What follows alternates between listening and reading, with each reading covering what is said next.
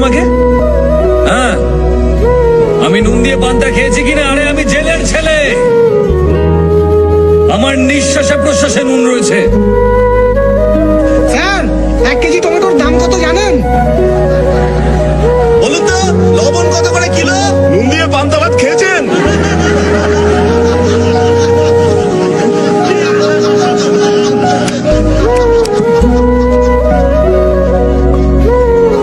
আজ আপনাদের কথা শুনে খুব লজ্জাই করছে আমার।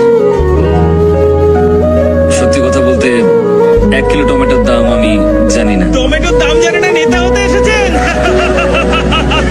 এই স্যারকে টমেটোটা চিনিয়ে দে না। স্যার, একবার এই টমেটোটা দেখে নিন। আরে এই এই এই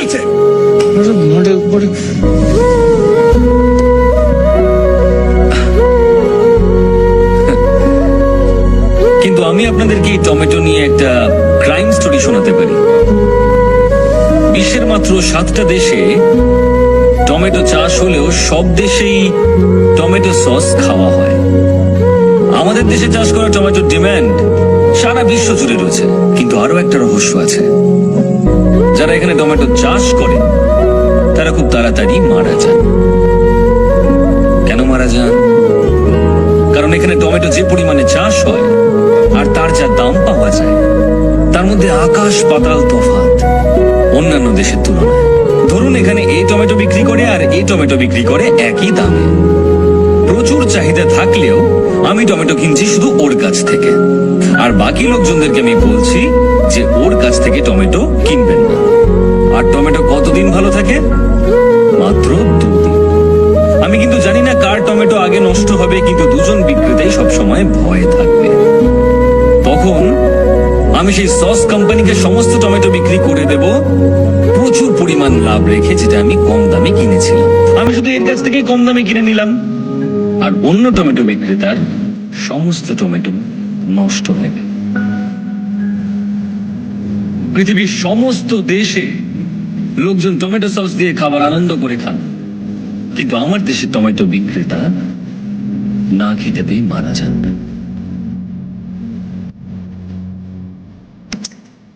তাই পরের বার যদি আমাকে আপনারা টমেটো ছুঁড়তে চান, তাহলে দয়া করে ওই টমেটো বিক্রেতাদের কথা মনে রাখবেন। কি হলো? আপনারা সবাই চুপ কেন? কারোর কিছু বলার থাকলে বলতে পারেন। স্যার, আমার একটা প্রশ্ন আছে। হ্যাঁ, বলুন না। আমরা কেউ এখানে ভোট দেওয়ার সময় যাই না, জানি যে ওটা জালি ভোট হয়ে যাবে, কিন্তু আপনি একটা ভোটের জন্য এত কিছু কেন করছেন? আপনি তো 49P সম্পর্কে সবকিছুই জানেন। ভোটের রেজাল্ট বন্ধ করে দিলেন, কোম্পানি থেকে পদত্যাগও করলেন, এসব কি স্যার? আপনারা আসল কারণটা জানতে চান? রামেশ্বরমে আমার বাড়ি।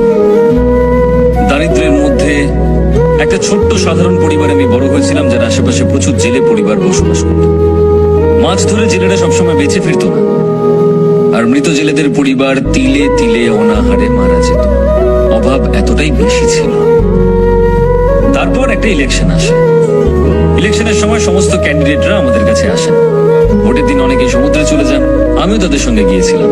আমরা যখন সমুদ্রে, সেই সময় নির্বাচন হয়।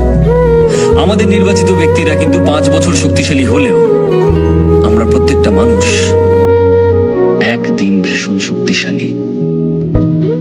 যারা যারা ভুল বুঝে সেই সময় সমুদ্রে গিয়েছিল, তারা সবাই ফিরে আসার চেষ্টা করে। আর সেদিন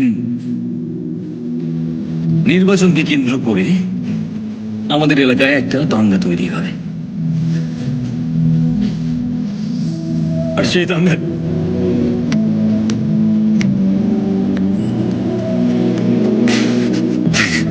দাঙ্গায় আমার বাবার সঙ্গে 13 জন মানুষ মারা যায়। আর যারা মারা যায়নি তাদের সকলকে আহত করার চেষ্টা করা হয়েছিল, যাতে তারা উঠে দাঁড়াতে না পারে। আমার বাবা দাঙ্গার বিরুদ্ধে লড়েছিল, কিন্তু কেউ আমার বাবাকে বাঁচাতে আসেনি। একটা মানুষ মারা যাওয়ার পর তার সমস্ত অন্ত্যেষ্টিক্রিয়া করার জন্য 2000 টাকা খরচ হয়, আর জেলেদের 2 বছর লাগে ওই 2000 টাকা কামাতে। সুতরাং মৃতের শরীর নিয়ে এসো, আর সেটাকে সমুদ্রে ছুঁড়ে ফেলে দাও।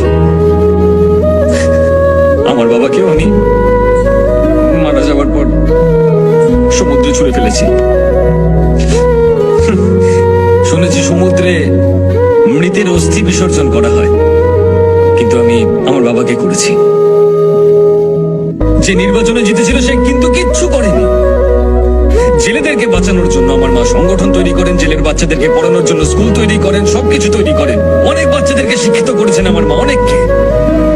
সেদিন দেশের সমস্ত নিউজ চ্যানেল থেকে ইন্টারভিউ নিতে এসেছিল আমার।